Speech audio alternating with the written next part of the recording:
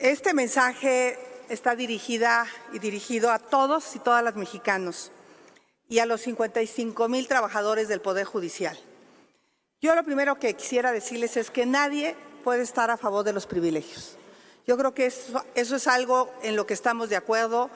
Yo aquí he peleado del por qué la refinería de Dos Bocas ha costado 3 veces su valor. Están poniendo 170,000 millones de pesos en este presupuesto y pues hay muchos empresarios privilegiados en esa refinería, lo mismo en el Tren Maya, 4 veces el valor del Tren Maya. Hay mucha gente que está haciendo negocios. Tenemos a Nacho Ovalle, tiene el privilegio de seguir trabajando en el gobierno y ha hecho un quebranto por más de 15,000 millones de pesos en Segalmex. Y realmente creo que sería lo interesante, poder hablar de los privilegios de la clase política corrupta de este país. Y yo lo que propongo pues, es que hablemos y hagamos una pausa en este debate. Creo que se ha denostado a los trabajadores del Poder Judicial de manera innecesaria. No podemos meter en el mismo saco al pequeño trabajador que apenas gana 5,000 pesos al mes y tratar de pensar que es el mismo privilegio que pueda tener un juez, un magistrado o un ministro de la Corte. Creo que hubiera sido muy importante que el Grupo Parlamentario de Morena escuchara las historias de los trabajadores, se pusiera por un momento en sus zapatos y entonces quizá podrían tener una visión distinta a lo que aquí yo he escuchado. ¿Por qué no pensamos en las funciones sociales de la impartición de justicia? Yo creo que a todos los mexicanos nos conviene tener un poder judicial sólido, un poder judicial autónomo. Qué lamentable que cuando una ministra presidenta de la Corte que no se doblegó a los intereses del Ejecutivo, entonces recibe los ataques que recibe. ¿Por qué no hablamos del rostro humano y las historias de compromiso de los trabajadores del Poder Judicial? ¿Qué hubiéramos hecho o qué hubieran hecho los papás de niños con cáncer si un juez no les hubiera otorgado un amparo para que recibieran un tratamiento? ¿O qué hubieran hecho los papás de los niños que pedían una vacuna de COVID si ese juez no les hubiera otorgado ese amparo? ¿O qué pasa con una persona que sufre una detención ilegal? Acude a la justicia, esperanzada en que un juez la proteja. Yo quisiera también hablar de la valentía de aquellos jueces que enfrentan a la delincuencia organizada. Qué fácil es decir por qué el Poder Judicial tiene casas en renta, pero imagínense llegar a una zona de conflicto como Culiacán, Sinaloa, desprotegido.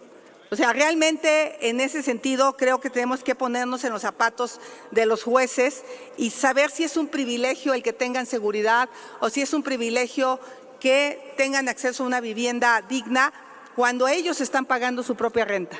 Eso es algo que no se ha dicho. Los trabajadores pagan un complemento al seguro de gastos médicos mayores. Y a mí lo que me gustaría es, estoy de acuerdo que nadie debería de tener seguro de gastos médicos mayores en este país si el ISSSTE funcionara. Pero yo les aseguro que ustedes mismos no se atienden al ISSSTE, no sean hipócritas. No van al ISSSTE porque saben que una cirugía se las van a programar en 2 años. Los que son maestros saben de la situación por la que está pasando el ISSSTE. Mi hermano tuvo que operarse en particular porque le dijeron que fuera el lunes y se hubiera muerto de un infarto. Entonces sabemos que el ISSSTE no le está dando servicio a los trabajadores y sabemos que estamos lejos de tener la seguridad social de Dinamarca que nos ofrecieron. Entonces yo lo que propongo es, ¿por qué nos molesta que un trabajador se pueda jubilar con su sueldo completo? Mejor hablemos de todos los trabajadores que no se jubilan con su salario completo, porque el salario base en el gobierno federal es 1/5 parte del salario real. Entonces hay trabajadores que se jubilan con 5,000 pesos mensuales. Eso es injusto. Creo que más que hablar de privilegios, tendríamos que hablar de todos los trabajadores que no tienen el privilegio de jubilarse con el salario real con el que cotizan. ¿Por qué no hablamos del estrés que viven en el Poder Judicial los trabajadores? Aquí no pasa nada si un secretario de una comisión no trabaja 6 meses. De hecho, hay comisiones que no han convocado desde hace 6 meses a una sesión. No pasa nada. Pero ahí en el Poder Judicial hay notificaciones que las tienes que hacer antes de 24 horas. Hay trabajadores del Poder Judicial que trabajan de 14 a 16 horas. El año pasado, 12 jueces se infartaron. El nivel de estrés que viven los jueces es algo diferente al que vivimos nosotros. No es lo mismo sacar un dictamen que sentenciar a un narcotraficante. Y eso lo tendríamos que entender. A mí me parece increíble que se quiere eliminar el fideicomiso de infraestructura cuando en México tenemos solo 2 jueces por cada 100,000 habitantes, cuando otros países tienen 60 jueces por cada 100,000 habitantes. Más que reducirle el presupuesto al Poder Judicial, tendríamos que ampliárselo. Entonces, yo quisiera pedir que podamos discutir este tema a fondo, que podamos escuchar a los trabajadores antes de tomar una decisión y no tomar una decisión con el odio en la mente. Hoy el Frente Amplio le dice a Morena y a sus aliados, tendrán la mayoría, pero no tienen la razón. Seguramente tendrán el voto, pero hace mucho tiempo que perdieron el corazón. Muchas gracias.